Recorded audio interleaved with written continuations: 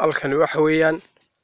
buurta awdir qaybta ugu dheer cirifkeega safar biyo xagga ugu sarreysay wax yar baa iga dhiman markaad saa u eegto dhulka ilaahay awoodiisaad xasuusanaysaa subxaanahu watacaala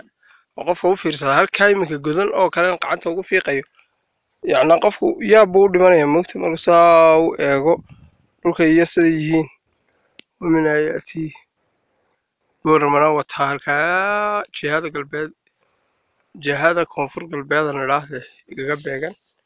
waa anigoo barkhala waxyaaba ugu cajiibka badan waxaa ka mid ah dhagaxa maska oo la yaabay ilaahay awoodiisa saa u dheer ilaa halkaasuu ku dhammaanaya mar garanaysa meeluu ku dhammaanaya wax ilaahay awoodihiisa ku tusaya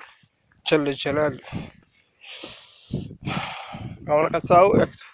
adigaaba yaabayaba samayska ilaahay buurahan u dhigay buurahani waa buuraha jihada waqooyi bari kaga beegan magaalada boorame marka waa wax aad loola yaabo halkanaan taaganahay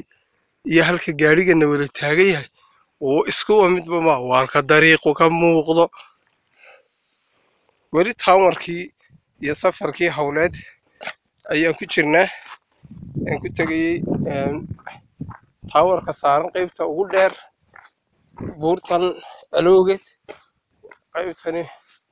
wax la yaabo weli intay dhiman waa intaa weliba kori doono cirifkaa sare oon u socdo weli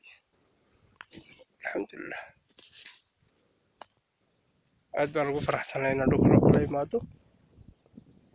oo wax ilaahay loogu mahdo